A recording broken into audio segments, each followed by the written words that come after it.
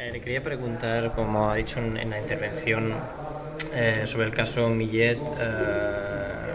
¿Usted dónde cree que han ido todos los fondos que han salido? Porque usted comentaba que probablemente no todos han sido para fines particulares.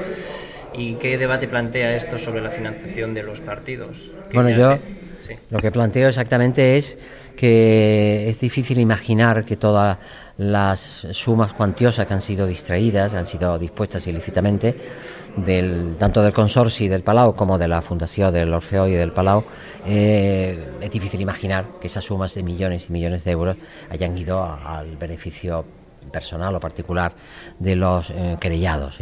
Por tanto, hay que suponer que eso ha ido a otros fines, y los únicos fines que razonablemente hay que pensar que pudieran haber sido es o bien a personas particulares o entidades o empresas vinculadas a los querellados por razones económicas o razones políticas, o bien directamente o a través de fundaciones, como realmente ya en algún caso se haya comprobado, a organizaciones políticas próximas al posicionamiento ideológico que siempre ha expresado Millet. Usted comentaba, cuando estuvo en cargo de antifiscalía, anticorrupción, sí. Ya investigó muchos casos de los gobiernos del CIU, y el caso Millet podría ser un caso más de casos como Turismo de Cataluña. No, yo creo que tiene muchísima más trascendencia y mucha más relevancia, y además por los importes que se están manejando tanto en la posición de la Fiscalía y en la querella de la Fiscalía, como por lo que se está conociendo a través de los medios. Realmente es una conducta, en primer lugar, muy continuada en el tiempo. Estamos hablando de casi una década, de expolio patrimonial, y al mismo tiempo de unas múltiples formas de disposición ilícita de fondos a través de métodos de ingeniería financiera, que naturalmente hace que los hechos sean muchísimo más graves, más difíciles de investigar, y precisamente por eso era más urgente que la investigación se hubiera hecho con mucha más inmediatez, más agilidad, más eficacia, etcétera.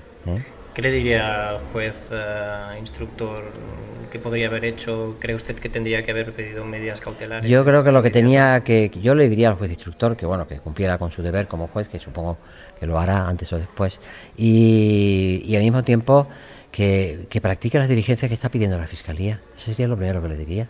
Practique sin reparo y sin demora las diligencias que está pidiendo la Fiscalía, tanto en la querella del 10 de junio como en el escrito del 7 de septiembre, y como todas las que se derivan de las diligencias que se han practicado y los documentos que se están conociendo, incluso a través de los propios medios, porque no hay inconveniente en incorporar a un procedimiento criminal en noticias que aparecen en los medios de comunicación.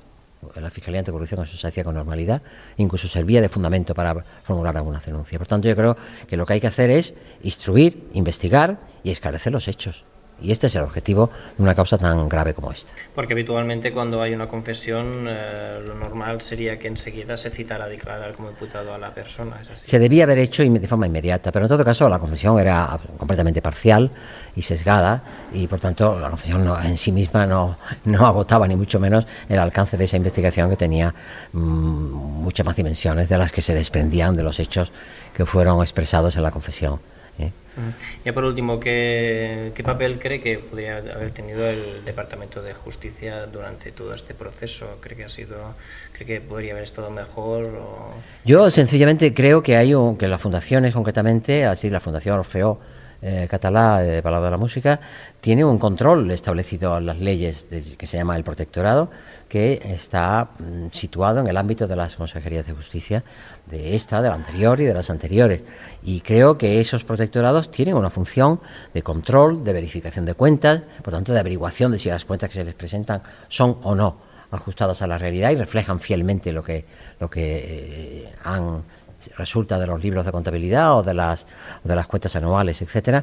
Y yo creo que me sorprende que a lo largo de 10 años en ninguno de los ejercicios se haya detectado la más mínima irregularidad ante realmente estos hechos que estamos conociendo, que realmente son expresivos de unas disposiciones millonarias a gran escala, de múltiples formas, que me extraña que no se hayan percibido a través de los controles periódicos del protectorado. Y extraña también que después de tantos casos que se han dado en los años anteriores y en gobiernos anteriores siguen sucediendo casos de corrupción a gran escala y con, parece ser, partidos políticos distintos involucrados, ¿no? Hombre, yo creo que la corrupción tampoco es un fenómeno ni particular de Cataluña ni particular de España, es un fenómeno generalizado en todo el mundo. Es decir, que corrupción hay en todas partes y no digamos, por ejemplo, en el caso de Italia, donde el propio presidente de gobierno es el protagonista máximo de la corrupción. Pero aparte de estos ejemplos, yo creo que la corrupción, desgraciadamente, tiene raíces en el propio sistema. No por razón de nuestros fundamentos democráticos, sino por razón de los fundamentos económicos del sistema, que es el capitalismo, que está inspirado en el máximo beneficio, el ánimo de lucro y, según decían durante el siglo XIX a los burgueses franceses, enriqueceos mientras más mejor, ¿eh? Entonces, claro, esto se traduce luego en fenómenos como el que estamos estudiando. Una última cosa, un aclaramiento. Antes he comentado que este caso es el suma y sigue del caso de Turismo. ¿Podría explicar un poco exactamente a qué se refería? No, porque parece que esto surge y estalla como si fuera un hecho absolutamente insólito en el panorama político de Cataluña, y no es cierto. En estos últimos años ha habido muchos procesos por corrupción, muchos, el caso Adixa, el caso Turismo, el caso Ferrocarril de la Generalitat, el caso Departament de Treball. Por tanto, quiero decir que eso enlaza con una cierta cultura de la corrupción que ha fructificado en Cataluña durante muchos años. Muy bien. ¿De acuerdo?